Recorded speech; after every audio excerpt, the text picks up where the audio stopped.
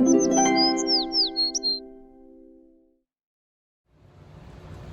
guys, so I just wanted to take a minute to show you my almost daily, sometimes once every 2 days routine with my Aerogarden and some of my Kratky jars, because I know a lot of you are asking questions like what a ppm meter is and how to check pH and stuff. So hopefully this will give you an idea of some ways that you can care for your plants on a somewhat daily basis. Now I know that my head's a little cut off up here, but I did want to make sure that you guys could see what I was doing on my plant shelf here. So, you know, it's a little weird, but that's okay.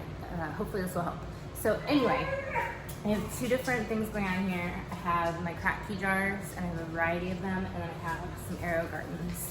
And I don't know if you can see, but I have 4 of them, and then up here I'll bring down some of my Kratky jars so that you can see these as well. I don't know if I'm saying that wrong, so if I am, feel free to comment. But the first thing that I do is I check the nutrients in each of the Kratky jars and my Aerogardens. I like to do this at least once every 3 days just so I can make sure that everything is going well.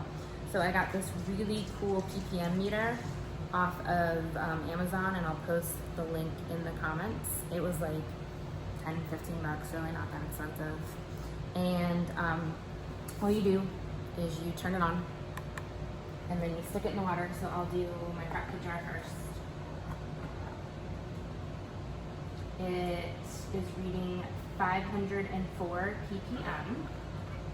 So what that tells me, and I have kind of my cheat sheet right here, everything's Harry Potter themed, so that's why it says potions, because I'm a big Harry Potter fan. So I have my cheat sheet here, and I'm growing basil, so I look in my herbs, and my ppm should be between 700 and 1100-ish. So I know that I'm a little bit low, so I have my Aerogarden newts right here.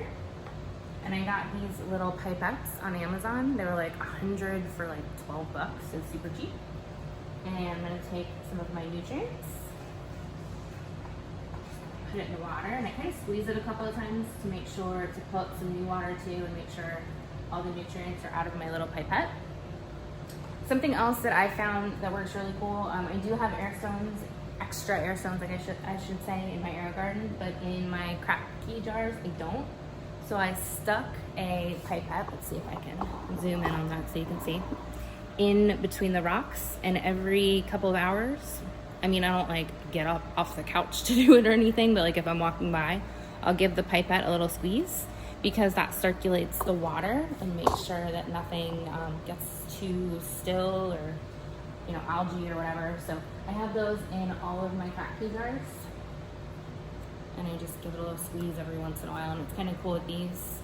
Now the black sock around it is to block off sunlight so that I don't get algae growth, but like you can see in the sun, when I squeeze it, I can see the circulation. I don't know if you guys can see that.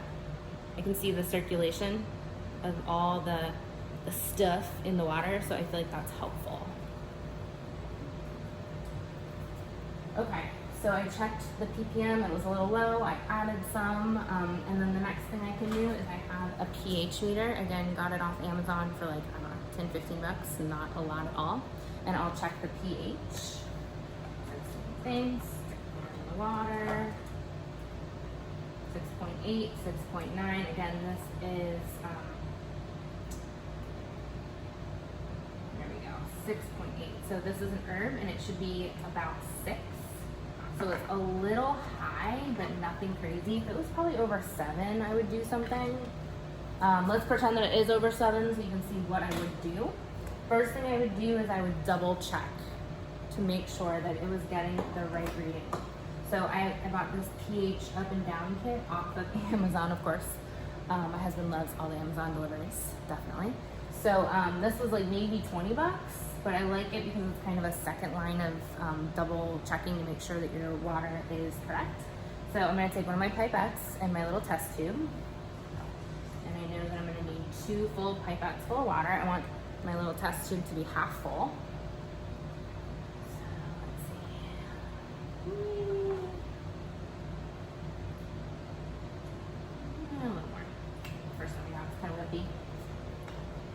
then I'm gonna take 3 drops of the test indicator.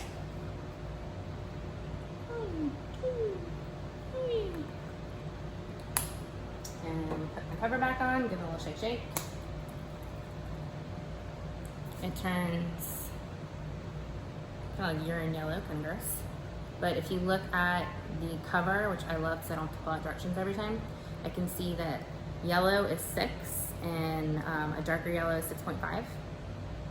So it's about a 6.5, which means my meter was reading pretty dead on. That's fine. If it was green, which is 7, I would worry. And if it was orange, which is 5, I would worry. So I am not worried. If I was worried, which I said we were gonna pretend to do, I have pH down and pH up, which was part of that kit. And I can just put like 2 or 3 mLs in, let it sit for maybe an hour or so, and then check it again to make sure that the pH is then where I want it. So I'm gonna go through all of my Kratky jars and my Aerogardens. I'm gonna check the ppm and the pH of each one. As I do that, I'm obviously going to be checking the water level to make sure the water is above the fill here mark for these guys. I have my distilled water that I like to add. Where I live, our tap water is really hard. So yeah, you can definitely use it, but then you're going to have to monitor your pH a little bit more. So I just use distilled water. It just makes my life easier because I don't have to go all the way to the sink. So I'm going to check each thing. These are the coolest containers because they're from the dollar store, and you can even get them in really cool colors. Not that that matters because you're gonna put a black sock or paint them black anyway. But what's cool is that you can take it off and see the whole root structure, and you can see if there's any algae growing or if there's any funk that you have to worry about. I use tube socks because I do like to pull it down every once in a while, and it's easy to check the water level and it's easy to check what your root structure looks like versus painting. So black tube socks are really, really helpful. These suckers, these are just the Aerogarden pods. Like I didn't even put them in the Kratky containers because why? It's been working fine. This is my spicy lettuce mix. It works great, and you know, why do more work than you have to do? So just a quick little tour of my garden. I gotta put that back on, but I will. This is my Harry Potter herbology garden. I have my Kratkys up here. I've got some microgreens. I have the hardest time with cilantro, so I have cilantro actually in dirt. And I have some more over there with a tomato sprig that broke off that's actually growing really well. Your herbs separate than your veggies, and your veggies separate than your greens because they do have different nutrient needs and different pH level needs. You also want to take into consideration how big the plant will grow. I know one thing that I didn't know when I started my Aerogarden is that you're not supposed to fill up, let's see if you can see it, there we go. You're not supposed to fill up every single spot. So for tomatoes, they have such a big span here. Let's see if you can actually see the tomatoes. So they need more space, and this is one of the first ones I did. I actually would have put this guy over here so that there was a gap in the middle, and you can use anything from like a tennis ball, or like these little covers were like 25 of them or something for maybe $10 on Amazon, so I thought that was worthwhile. But you definitely want to separate everything else out. I have a jalapeno and 2 tomatoes, and I'm not going to put anything else here.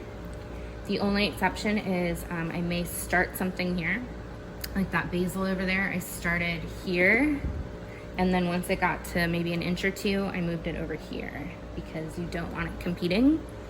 So you can use it as a starter.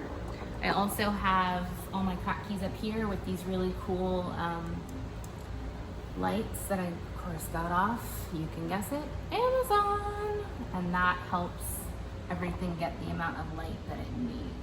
And they're cool because they're gooseneck. So one other thing that I want to show you is that the Aerogardens, they do have bubblers and air stones in them when they come, and that kind of gets the water circulating. However, I found, especially with lettuce, adding an extra air stone is super helpful.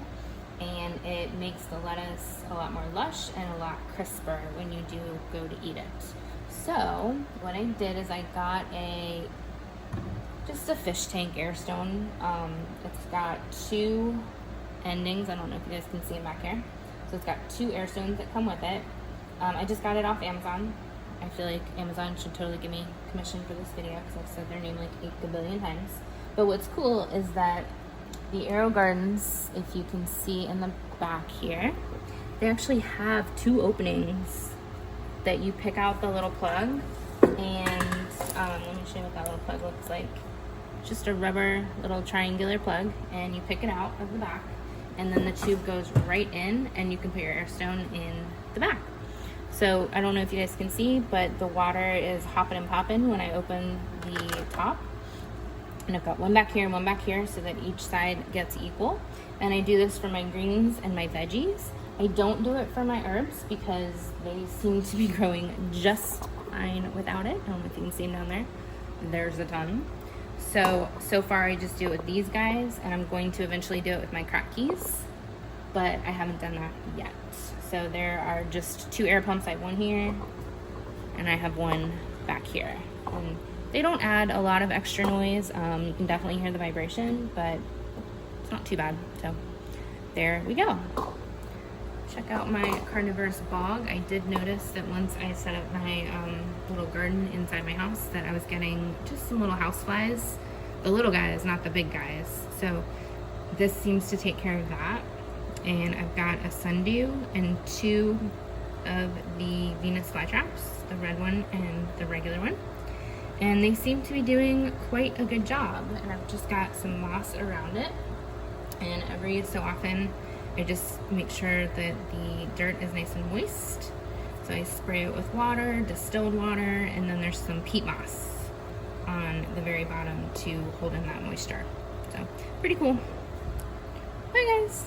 That is my garden. I hope this helps. We talked about our nutrients with ppm meters. We talked about pH.